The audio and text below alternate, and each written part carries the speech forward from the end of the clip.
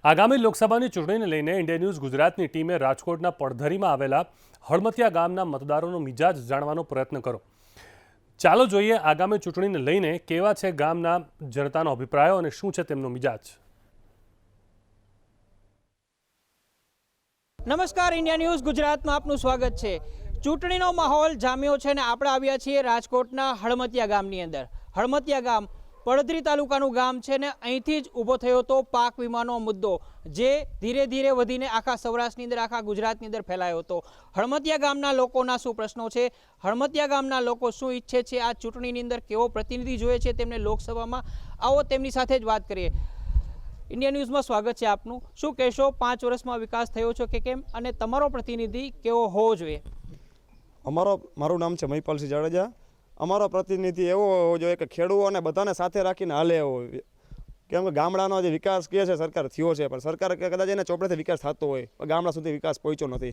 ભાજપ કોંગ્રેસની સરકાર હોય, આડી બે મિક્સની સરકાર હોય તો ગામડાનો વિકાસ થતો નથી. એનું કારણ કે ભાજપમાંથી કદાચ સરકાર ગ્રાન્ટ નાખે તો અહીંયા સરકાર બીજાની હોય, તાલુકા પંચાયત, જિલ્લા પંચાયત બીજાની હોય, ધારાસભ્ય બીજાનો હોય, તો અહીંયા ગામડામાં પ્રેશરથી કંઈક કામ મળતા નથી. અમે અવારનવાર ગામડાની રજૂઆતો કરતા હોય, રોડ રસ્તાની કરતા હોય, પ્રોટેક્શન દિવાલોની રજૂઆત કરેલી છે, અવારનવાર ગામડાની ચેક ડેમ ઊંડા કરો એની રજૂઆત કરેલી છે, તો કોઈ પણ જાતની અમને મંજૂરી ગ્રામ પંચાયતમાં મંજૂરી આપેલી જ નથી કોઈ પણ વસ્તુની. પાક વીમાનો એક પ્રશ્ન છે. પાક વીમાના લઈને પડધરીના ખેડૂતોએ બહુ મોટું આંદોલન ચલાવ્યું, હજુ પણ ચલાવે છે. શું છે આખો પ્રશ્ન? પાક વીમાનો જે પ્રશ્ન છે એમાં તો બહુ મોટા પાયે ભ્રષ્ટાચારને અંધાણ છે. જોકે પડધરી તાલુકામાં 62 ગામ છે. 62 ગામમાં 15 ગામ એવા છે પાણીના નદીના કાંઠાવાળા ગામ. અહીંયા ક્રોપ કટિંગ જે લીધા હતા એ ક્રોપ કટિંગમાં ઉતારો ઊંચો આવ્યો છે, અને જે બાકીના 40 જે ગામ છે એ ગામમાં ખરેખર અત્યારે હાલત કફોડી છે. તમે જે ગામડા આવ્યા તમે અમને દેખાડશું કે ભાઈ જેવો ગામડાની ખરેખર હાલત શું છે દયનીય. અને જે અમારા ગામડા જે છે એને તો એક ખેતરની બાયણા કોઈને પાણી નથી નીકળ્યા, તો એના હિસાબે અમારે પાક પૂરેપૂરો નિષ્ફળ જ છે. અને સરકારે હમણાં જે વીમાની જાહેરાત કરી 18%, 9.5 કરોડ પડધરી તાલુકામાં, 9.5 કરોડ એક ગામડાના વીમાના જરૂર જેટલા રૂપિયા છે ખાલી. આ કઈ રીતના ખેડૂતોની મજાક કરે છે કંઈ ખબર પડતી નથી આમાં. બિલકુલ, ગામડાની વાત કરીએ તો પાક વીમા બહુ મોટો પ્રશ્ન પડધરી, સણસલા અને આસપાસના ગામોની અંદર હળમતિયામાં છે. શું કહેશો તમે ખેડૂત તરીકે, ગામના લોકો તરીકે?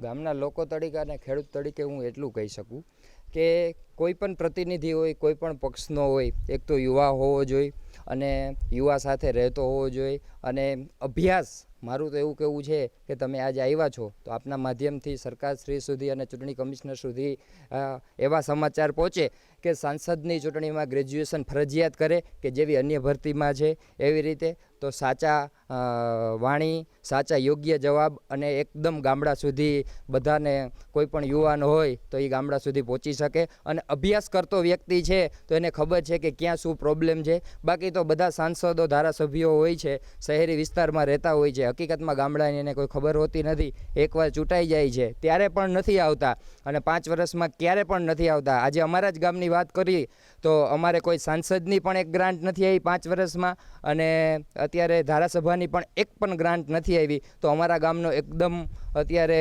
વિકાસ રૂંધાઈ ગયો છે. પ્રોટેક્શન દિવાલ છેલ્લા 8 વર્ષથી અમે મહેનત કરી છે, પણ કોઈ પણ સરકાર હોય છે અમને પ્રોટેક્શન દિવાલની મંજૂરી નથી આપતી, જેથી કરી અમારા ગામડામાં અને નીચા વિસ્તારમાં પાણી પહોંચી જાય છે તો ત્યાં ઘણું બધું નુકસાન થાય છે, નાના બધા માલઢોર મરી જાય છે, તો એના જવાબદાર પણ કોઈ બનતું નથી. બીજા લોકોની સાથે પણ આપણે વાત કરશું કે શું કહેશો તમે, ગામડાની અંદર શું કામ વિકાસ નથી થયો? આઝાદીના 70 વર્ષ થવા આવ્યા. અમારું પડધરી તાલુકાનું હળમતિયા ગામ, જેથી કરીને એક અમારો મેઇન મુદ્દો હતો પાક વીમા માટેનો. તો પડધરી તાલુકાનું હળમતિયા ગામ 100% અસરગ્રસ્ત જાહેર કરેલું છે, બરાબર. તો અમારી એવું ડિમાન્ડ છે કે 16% વીમામાં કાંઈ ન થાય. એટલે અમારી માંગણી એવી છે કે સરકારશ્રી અમને 100% વીમો જાહેર કરે. બિલકુલ, આ ગામના લોકોની માગણી છે કે તેમને પાક વીમા પ્રશ્ને જે અન્યાય થયો છે તેની અંદર ન્યાય મળવો જોઈએ. શું કહેશો મહિપાલભાઈ, ગામના પાક વીમા સહિતના પણ પ્રશ્નો છે? અમે સરકાર સમક્ષ લડત ચાલુ જ છે અમારી.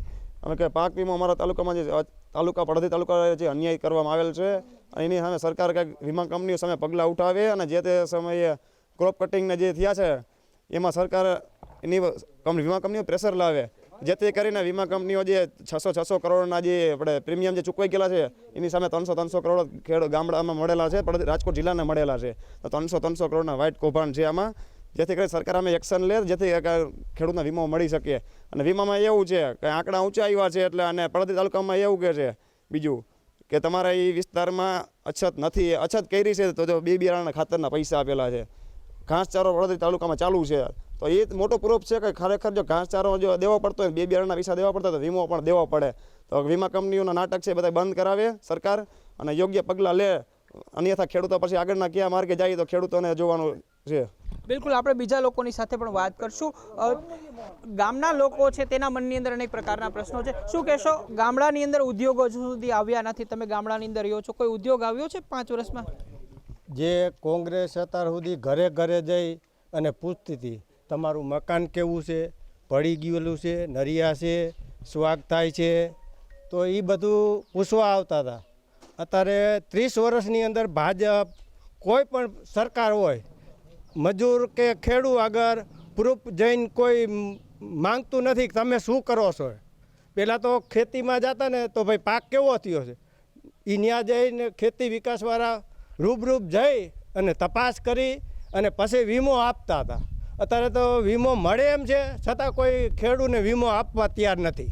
આ કૃષિ મેળા કરવાની વાત કરે છે, વૈજ્ઞાનિકો મોકલવાની વાત કરે છે સરકાર, કે ગામડે ગામડે વૈજ્ઞાનિકો મોકલા, એવું કંઈ થયું છે તમારા ગામમાં? ના, કશું નથી થયું. અત્યાર સુધીમાં કોઈ ગરીબને ઘીરે કે ખેડૂને ઘીરે કોઈ રૂબરૂ બજે સુધી આવ્યું જ નથી. શું કહેશો, તમારા સુધી આવીશ, તમે શું કહેવા માંગો છો? શું પૂછો? લોકસભાની ચૂંટણી ચાલુ છે, તમારા મનમાં શું સવાલ છે? સવાલ તો શું હોય સાહેબ,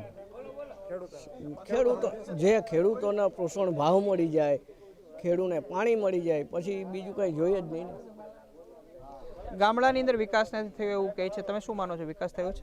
વિકાસમાં તો એવું સાહેબ કે રોડ રસ્તા ને ગટર ને એ હોય એટલે ગામડામાં તો ચાલે. બિલકુલ, આ પ્રકારની હળમતિયાના લોકોની આ લાગણી હતી કે તેમની જે બેઝિક માંગણીઓ છે તે પૂરી કરવી જોઈએ. પાક વીમાનો પ્રશ્ન પણ અહીંયા ખૂબ જ ચર્ચાયો છે અને પાક વીમાને લઈને અહીંના લોકોની માંગણી છે કે સરકાર ન્યાય કરે.